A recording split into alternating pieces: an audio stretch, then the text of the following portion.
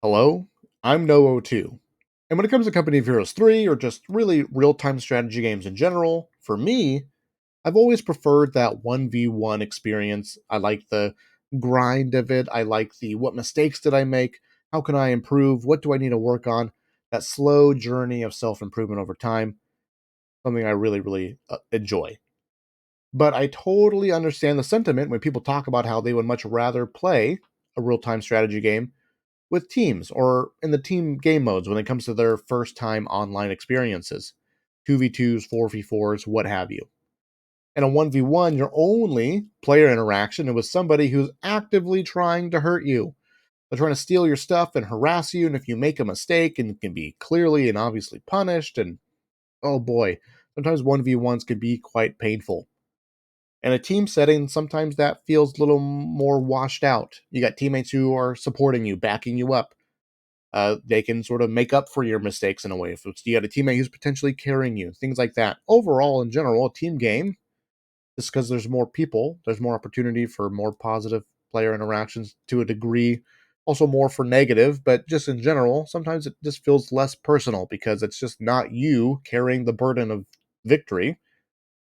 You got some buddies trying to help you out. Just in general, too, if you are playing with actual friends, whether they're real life or online buddies, it's just more fun to enjoy things with other people. That's just human nature. So, I have done three things for you, a beginner's guide, so to speak, for your team game experience so that when you drop into your very first 2v2 or 4v4 or whatever's in between, you'll have a general sense of what to do and where to go and what the hell's going on. First, I try to sort of walk in the shoes of it all, in your shoes of it all. We're sharing shoes where I played some team games. And what's important about that is that those are my very first team games. I don't have almost any experience in a Company of Heroes team setting. So I played some 2v2, some 3v3, some 4v4s for the very first time. And I recorded that experience so you can see in real time what it really looks like, what I felt, what I experienced, what seemed strong, what seemed weak, and sort of the basis of like, oh man, and that's what I need to work on, and that's what this has happening, and what this is what this sort of game mode feels like. But I've also then taken all of that information into my second step, and it's actually this video here, where I took all of that information and I'm trying to wrap it up and put it in a nice clean package for this particular video here. We're going to go over some basic principles, build order, strategy, what you can expect from your teammates, things like that, so that when you do end up getting into your first team game, you will actually have a semblance of what to do.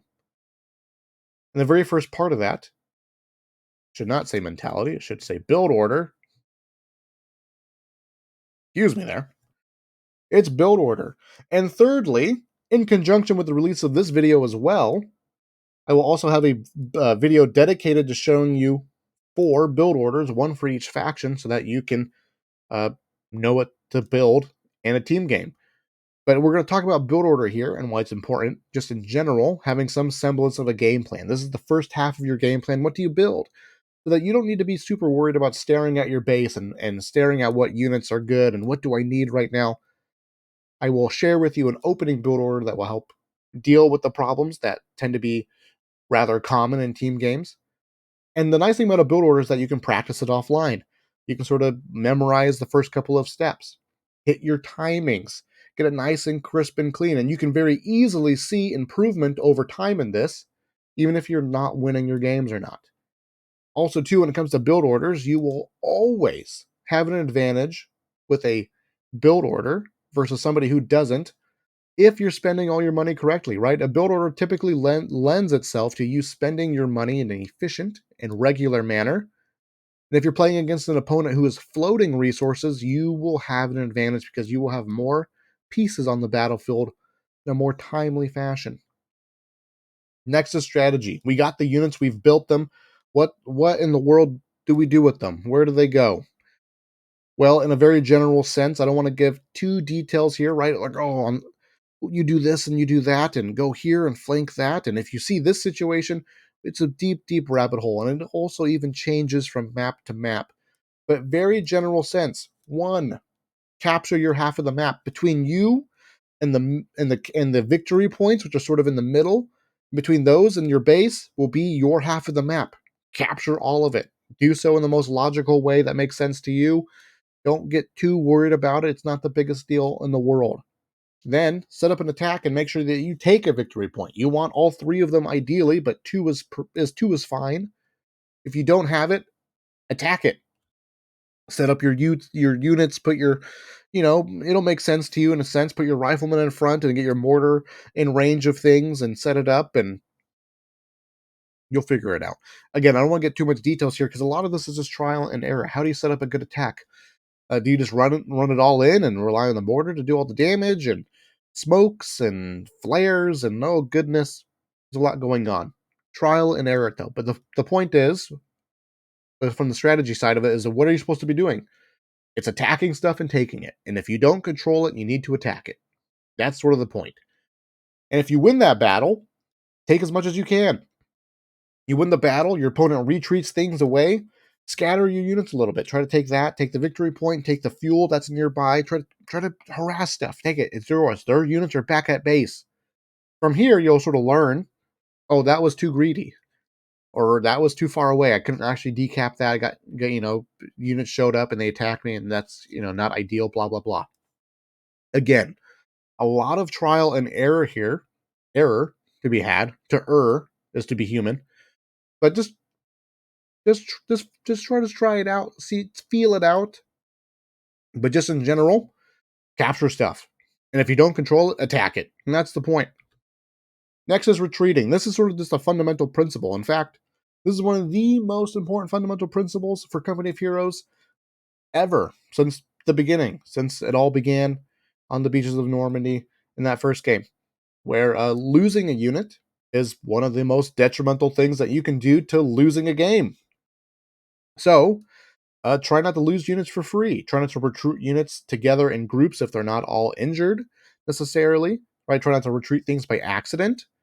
I recommend practicing though when it comes to retreating because it's just a button to push. It's really more about your map awareness and who's in a battle or not. Just make sure that you're looking at your unit plates. You can see if they're in combat or not.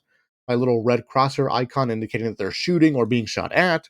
You can see little blips on your map as far as like they're flashing red because there's action happening there, things like that. Just try to pay attention as much as you can. This is the thing that I would say you really should be focusing on and paying attention to is how often do you lose a unit, and just sort of work on the fact that you should be keeping them alive. I would say also too to practice your retreating, try to avoid having your units too split up. You don't want to blob them together in a control group, but like in a 4v4, you could like, oh, my opponent needs help up there. I'll send one rifleman over there. My opponent just one down here. Let me go capture that with this unit. And you can have your units on 4, 5, 6 different fronts of conflict at a time. Try to simplify it. 1 to 2 front lines at most, right? Play around with it, get a feel for what you can keep up with, what you can pay attention to. And again, it's all just practice and iteration and trial and error and things like that. Finally, what can we expect of our teammates? Sort of the general mentality here. I would say take it with a grain of salt. I only played a handful of games, but people are people. You got teammates who leave early, who disconnect, who are maybe losing their battle. I got bad here. That's being a little mean, but like sometimes you've got teammates who lose their half of the map. And you have to, maybe you end up being the person who needs to pick up that burden. And you're like, oh gosh, I can't do that. I'm here to try to learn how to play the game. Well, your teammate might also be there to learn how to play the game as well. So expect to lose. I would say expect to lose, and to lose when it's not your fault necessarily. That's just the nature of team games, right? I did also experience a toxic player. It happens. People get mad.